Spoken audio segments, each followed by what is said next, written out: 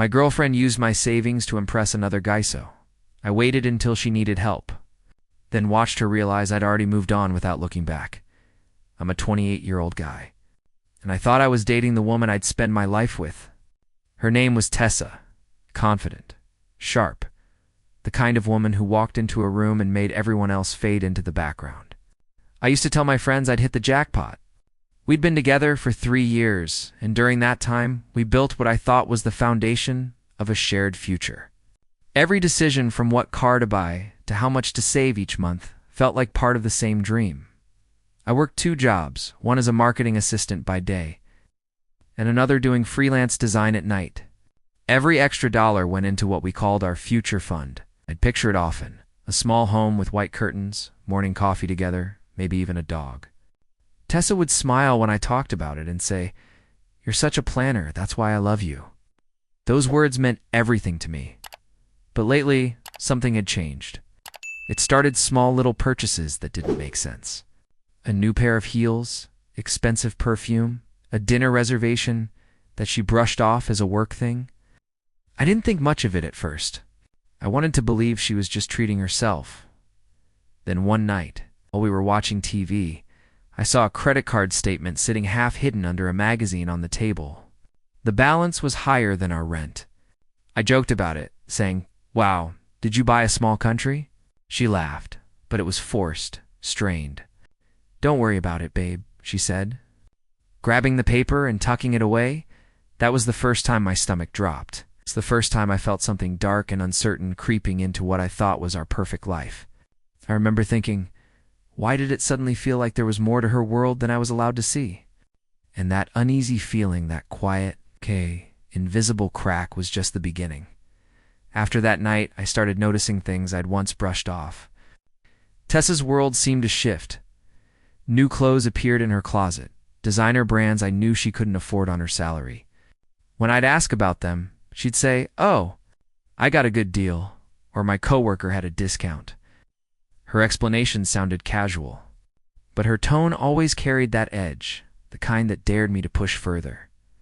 She started spending more time with her new work friends, a group of people I'd never met but heard plenty about. She said they were all about success and connections. I wanted to be supportive, so I smiled and told her to enjoy herself. But every time she came home from one of those outings, she looked different. Her laughter felt hollow. Her perfume lingered longer.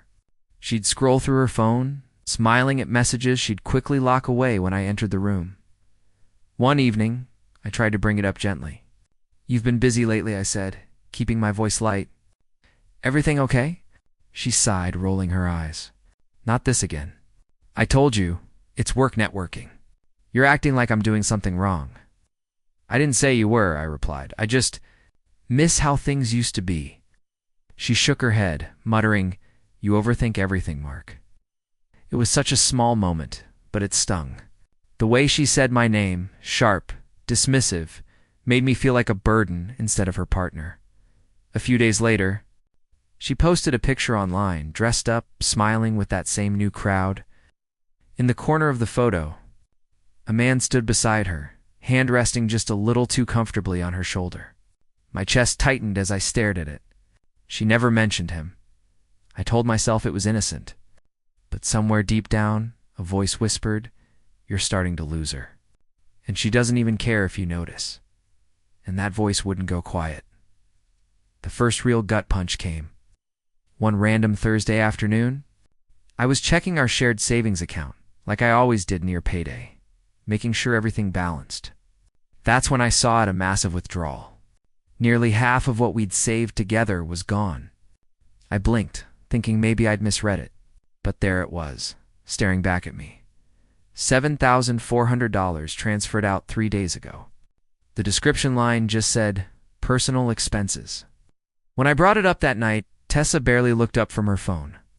"Hey, did you move some money from our savings?" I asked carefully.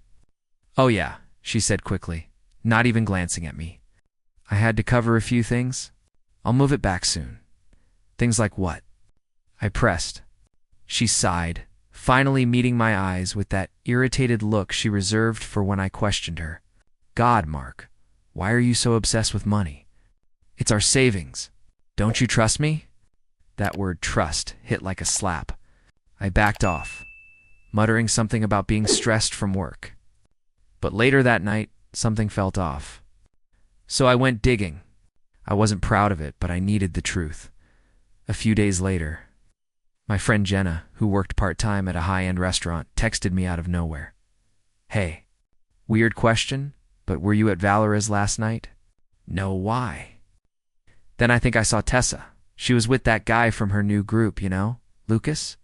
The one with the Mercedes? I felt my heart drop. The restaurant was one of those places where a single dinner could drain half a paycheck, the kind of place we promised we'd go to after buying our house. That night, I didn't confront her. I just stared at her sleeping beside me, phone clutched in her hand. Face calm and content while I lay there realizing the woman I loved had used our future to buy his attention. And for the first time, I wondered if the relationship I'd built my life around had already ended. I just hadn't been told yet. Over the next few weeks, I started paying closer attention, not because I wanted to catch her lying, but because I already knew she was. I just needed to see how far it went. Tessa's patterns became predictable. Late-night meetings, muted calls in the bathroom, sudden bursts of shopping followed by guilt-fueled affection. She'd come home, kiss me on the cheek, and ask if I'd eaten, like routine could erase suspicion. One evening, she came back smelling like cologne that wasn't mine. I asked, trying to sound casual, "You hug anyone new today?" She smirked. "Jealous much?" "No, just wondering." "You need to chill," she snapped, dropping her purse on the counter. "Not everything's about you, Mark." Tone hit me harder than the words. I'd always been the calm one, the fixer. But now, she spoke to me like I was the problem, as if my pain was an inconvenience. That night, after she fell asleep, I checked her purse. Inside, folded neatly beneath her wallet, were 2 receipts. One from a jewelry store, another from a luxury spa. Both paid in cash. Neither matched anything she'd mentioned. My hands shook as I took photos of them, my chest tight with shame and anger. The next morning, I tried confronting her gently. "Tessa, can we talk? I just need honesty. If something's going on, I'd rather hear it from you."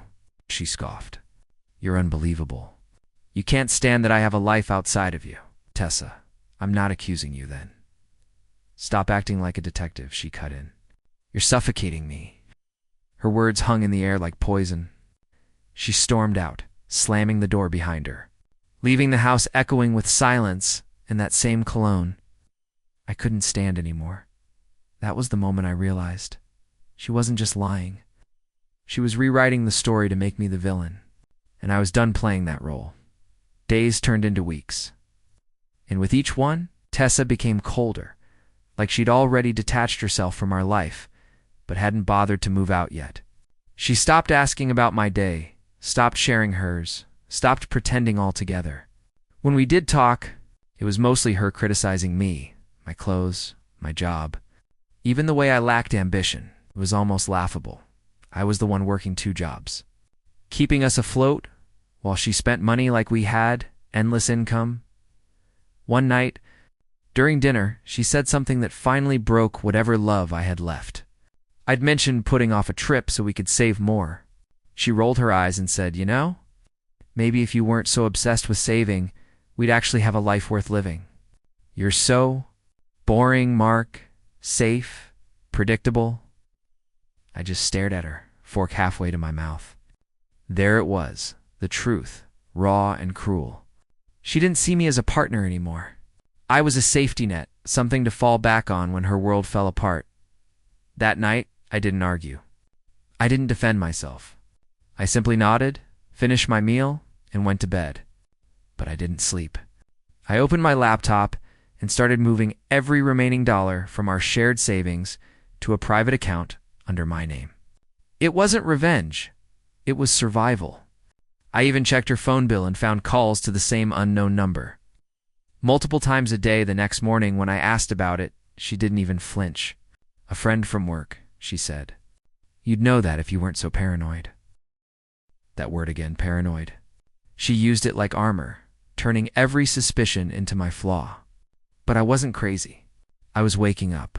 That evening, I watched her leave for another work dinner, dressed to kill, perfume thick in the air. I didn't stop her.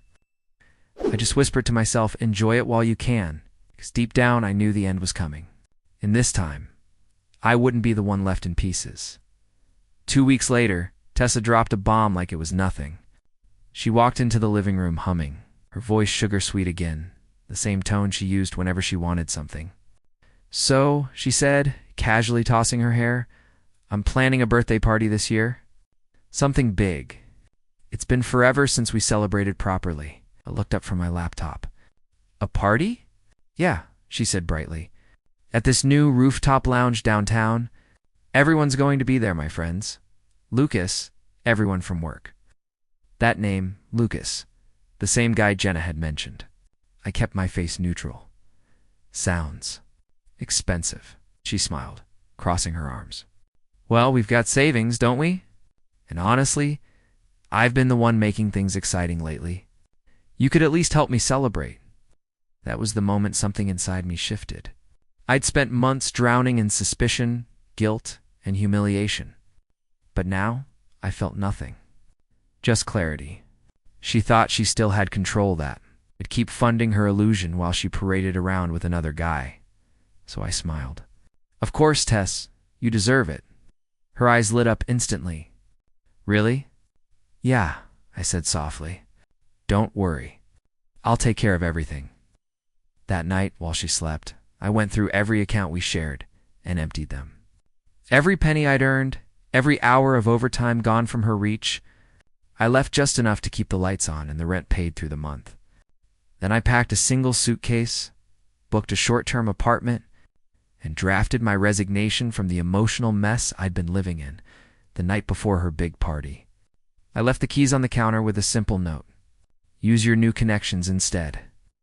The next morning, my phone lit up with her calls, one after another, but I didn't answer. I could almost picture her face when she realized the party wasn't happening, the money was gone, and the man she thought she could control had quietly walked away. For the first time in months, I felt something new, peace, and a little bit of satisfaction. The morning after I left, my phone turned into a war zone. Missed calls, dozens of texts, some angry, some desperate, all from Tessa. Mark, where's the money? What the hell did you do? You ruined everything. Please, just talk to me. At first, I watched the messages roll in like a movie, each one more frantic than the last. Then came the silence. And in that silence, I imagined her realization settling in. The party vendors unpaid, the rooftop deposit declined, her perfect image crumbling in front of the same people she'd tried to impress. Later that night, Jenna called. You won't believe this, she said, half laughing, half shocked. Tessa showed up at Valeria's today, full meltdown. She was screaming at Lucas in the parking lot. He just walked away and left her crying next to her car. I didn't even know how to respond. There was no joy, no revenge-fueled thrill, just a quiet sense of justice. She'd played her game, and the game had turned on her in the following days. She tried every angle to reach me, email, social media, even showing up at my old job. I blocked her everywhere. For the first time in years, I could breathe without checking my phone or second-guessing every conversation. One evening, I walked into my new apartment, just a mattress, a desk, and peace. I made myself a cheap dinner, sat by the window, and realized how heavy the air in my old life had been. Still, part of me wondered if she'd ever really feel the weight of what she'd done. Would she see how much trust she'd burned through? How she'd turned love into a transaction? But then I caught myself smiling. It didn't matter. I wasn't her safety net anymore, and for the first time, the truth didn't hurt. It felt freeing. It had been almost a month since I left when Tessa finally found a way to reach me. I was coming home from work, exhausted but content, when I saw her standing near the entrance of my apartment building. For a second, I didn't recognize her. Gone was the polished, confident woman I used to know. Her hair was unkempt, makeup streaked, and her clothes looked like they hadn't been washed in days. She looked small. Mark, she said softly, stepping closer. Please, can we talk? I froze. Every instinct told me to walk away. But curiosity, or maybe the ghost of who we used to be, made me stay. What do you want, Tessa? Her voice broke. I messed up. Everything's falling apart. Lucas used me, and now he won't even answer my calls. My friends don't want to see me. I got fired last week. I don't have anywhere to go. I should have felt vindicated. I should have looked her in the eye and said, "You deserve this." But instead, I just felt empty. Watching her crumble was like watching a stranger break down familiar face, unfamiliar soul. "Tessa," I said quietly, "you made your choices." Wiped her tears with trembling hands. I know, I was stupid. I thought I was chasing something better. I didn't realize what I had until it was gone. Please, just let me stay here tonight. Just one night. We can talk. Maybe start over? Her voice cracked on that last word, start over. For a moment, I actually imagined it, her back in my apartment, pretending everything could be fixed. Then reality hit. The memories, the lies, the humiliation, they all rushed back like a wave I'd barely survived once. I took a deep breath, looked her in the eyes and said, "No, Tessa, I'm done trying to save someone who never cared about drowning me." She broke then, sobbing quietly as I walked past her and into my building. It wasn't anger or hatred that fueled me that night. It was clarity, the kind that only comes after you've lost everything and realized you never needed it to begin with. After that night, something inside me shifted for good. I didn't feel rage or heartbreak anymore, just relief. The kind that settles deep in your bones after months of chaos. I blocked Tessa's number again, changed my locks, and finally deleted the old photos I'd been too sentimental to touch. The silence that followed was strange at first, but soon it became addictive. I started filling my time with things I'd forgotten I loved. Morning runs. Cooking for myself. Even grabbing beers with friends I'd ghosted during my relationship. For the first time in years, my life wasn't built around someone else's approval. I was rediscovering what peace actually sounded like. The hum of a quiet apartment, the clink of a coffee mug, the soft rhythm of my own breathing. Work picked up too. I threw myself into my projects, and soon, one of my clients offered me a full-time position with better pay and flexible hours. It felt poetic, as if every bit of energy I'd wasted on her was finally being redirected toward myself. Then, one evening, as I was heading home, Jenna texted me again. "You won't believe this, Tessa. Applied for a hostess job at Valeria's." I stared at the message, unsure what to feel. Karma had a dark sense of humor. That night, I poured myself a drink and sat by the window, the city lights blinking below me. I thought about everything, the lies, the manipulation, the heartbreak, and then I laughed.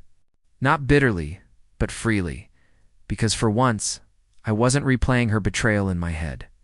I was planning my future, one that didn't include her chaos, or the version of me that tolerated it. And in that moment, I realized something simple but powerful. Revenge doesn't always look like payback. Sometimes it's just peace. A few months passed and life felt normal again, almost too normal. I'd stopped checking her social media, stopped wondering what she was doing, stopped letting her existence define mine. But fate, it seemed, wasn't done with me yet. One rainy afternoon, while I was at work, I got a message from a mutual friend, the same one who'd introduced us years ago. "Hey, sorry to bother you, but Tessa asked me to reach out. She said it's important. Something about a family emergency." For a second, I considered ignoring it, but a part of me wanted to see just how far she'd fallen, or maybe how much I'd grown. So, I agreed to meet her. When I walked into the cafe, I barely recognized her. The confident woman who once demanded the world now sat hunched over a cup of coffee, eyes tired and clothes plain. She looked up, startled but relieved. "You came," she said, voice barely above a whisper. I sat across from her. "What's this about, Tessa?" She hesitated, then sighed. "My mom's sick. The hospital bills are piling up. I don't have anyone else to turn to." She looked down, twisting her fingers. "I know I don't deserve your help, but I didn't know who else to ask." Her words hung in the air, soft but heavy. For a moment, I almost pitied her. Almost. Then, I remembered every sleepless night I'd spent questioning my worth while she was out impressing someone else with my sacrifices. I reached into my jacket and slid an envelope across the table. She looked confused, hopeful. "Mark, you didn't have to open it," I said. Inside wasn't a check made out to her. It was a donation receipt to the hospital foundation in her mother's name. "That's from me," I said. "For her, not for you." Her eyes filled with tears as realization set in. I stood, adjusting my coat. "I don't hate you, Tessa. I just finally learned the difference between love and pity." As I walked out, the rain had stopped, and for the first time, so had the storm inside me. I thought that cafe meeting would be the last time I'd ever see her. But a few days later, she showed up again, this time outside my office, waiting by my car. Her eyes were red, but not from crying. More like she hadn't slept. She stepped forward, voice trembling. "Mark, please, just hear me out. I need to say this." I crossed my arms, silent. I wasn't angry, just tired. She swallowed hard. "I never meant to hurt you. I thought I had to prove something. I grew up being told that love meant status, that if I didn't keep up appearances, I'd be left behind. Lucas made me feel powerful. You made me feel safe. I thought I could have both, but I lost everything instead." Her honesty caught me off guard. There was no manipulation this time, just regret. But it didn't change what she'd done. I shook my head. "You didn't lose everything, Tessa. You gave it away." Tears welled in her eyes. "You really don't hate me?" "No," I said softly. "I don't have the energy to." She let out a shaky laugh that turned into a sob. "That almost makes it worse," she whispered. "You're not caring at all?" She was right. Indifference hits harder than anger ever could. Because anger still means you feel something. Indifference means it's truly over. "I just wanted to apologize," she said quietly. "Even if it doesn't matter anymore." "It does," I told her. "But not for me, for you. Learn from it." She nodded slowly, stepping back as I unlocked my car. "Goodbye, Tessa." As I drove away, I glanced in the mirror. She was still standing there, staring after me like she was finally realizing the weight of every lie, every dollar, every broken promise. And for the first time since this all began, I didn't feel hurt. I felt free. But I also knew there was still one last chapter, not for her, but for me. The life I was about to live next. It's been almost a year since that final goodbye. And sometimes I still catch myself thinking about her, not with anger, just with distant curiosity. Like remembering a dream that once felt real, but now barely stirs emotion. My life looks completely different now. I moved to a new apartment, started traveling, and even began dating again. Someone kind, grounded, and nothing like Tessa. One afternoon, stopped by a local cafe after work. As I waited for my order, I noticed a familiar voice at the counter. I turned, and there she was, Tessa. She looked startled when our eyes met, as if seeing a ghost. She was wearing a faded uniform, taking orders, her once flawless nails chipped, her hair tied back messily. For a split second, I almost didn't recognize her. "Mark," she whispered. "Wow, it's been a while." "Yeah," I said, keeping my tone calm. "How are you?" She smiled weakly. "Just figuring things out," I nodded. "Good. I hope you do." There was no bitterness, no gloating.